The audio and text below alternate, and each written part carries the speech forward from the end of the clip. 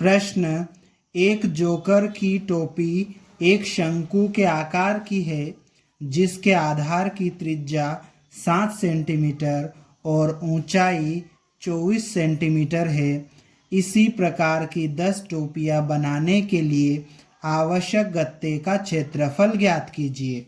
इस प्रश्न में हमें एक जोकर की शंकु के आकार की टोपी दी है, ठीक है, उसकी त्रिज्या और ऊंचाई दी है।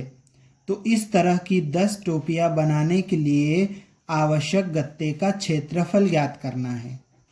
तो इस प्रश्न को हल करने के लिए हम क्या करेंगे, सबसे पहले जो दिया है उसको लिख लेंगे।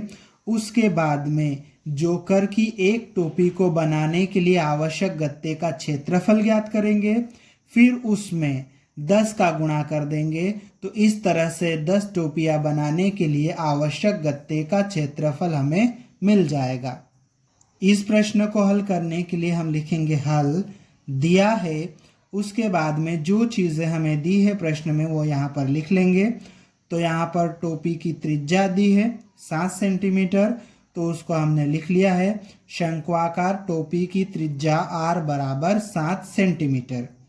और क्या दिया है, ऊंचाई, उसको भी हमने लिख लिया है। शंक्वाकार टोपी की ऊंचाई h बराबर 24 सेंटीमीटर।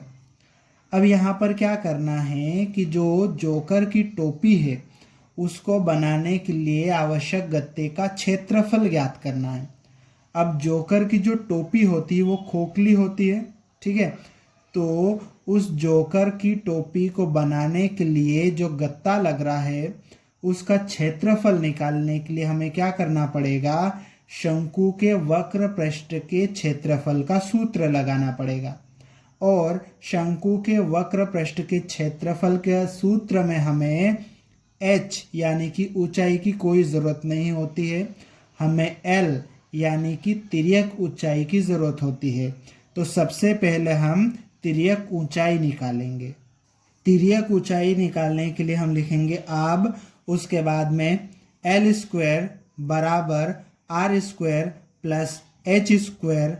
ये शंकु की तिर्यक ऊंचाई l, शंकु की त्रिज्या r और शंकु की ऊंचाई h, इसमें ये संबंध होता है।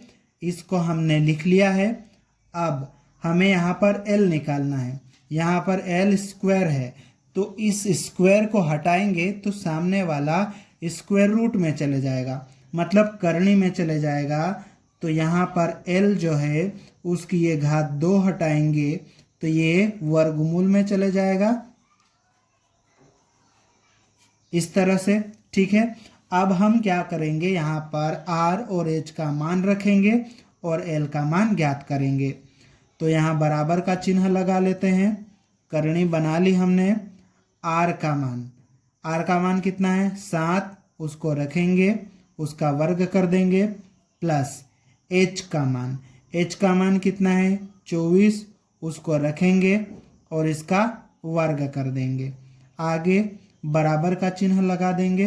करनी के अंदर 7 का वर्ग कितना होता है, 49, प्लस 24 का वर्ग कितना होता है, 576, ये लिख लिया हमने। अब आगे बराबर का चिन्ह लगा लेंगे।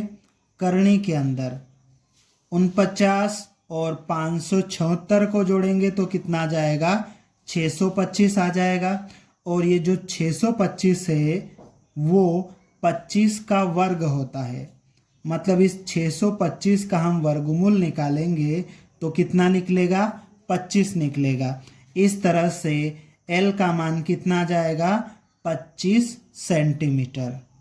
अब एक शंक्वाकार टोपी का वक्र पृष्ठीय क्षेत्रफल बराबर पाई आर एल। चूंकि जो टोपी है वो एक शंकु के आकार की है और टोपी के वक्र पृष्ठ का क्षेत्रफल निकालने के लिए हमें शंकु के वक्र पृष्ठ का क्षेत्रफल का सूत्र लिखना पड़ेगा। तो हमने यहाँ पर शंकु के वक्र पृष्ठ के क्षेत्रफल का सूत्र लिख लिया है। अब यहाँ पर मान रख देंगे।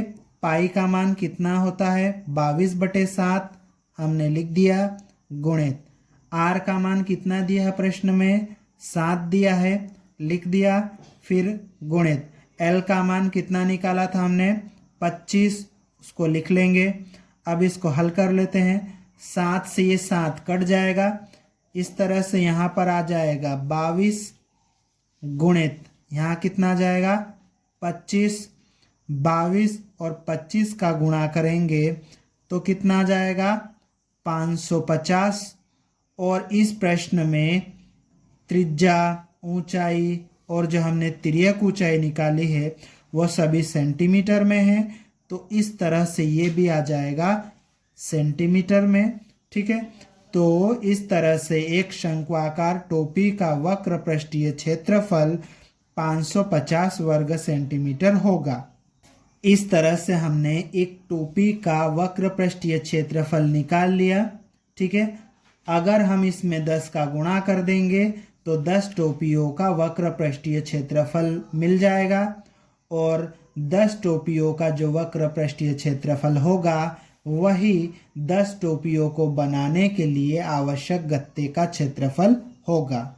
इसके लिए हम लिखेंगे 10 टोपियां बनाने के लिए आवश्यक गत्ते का क्षेत्रफल बराबर एक टोपी का वक्र पृष्ठीय क्षेत्रफल 550।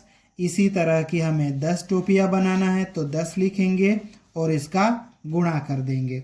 550 में 10 का गुणा करेंगे तो ये आ जाएगा 550, ये वाला 0 यहाँ पर लग जाएगा।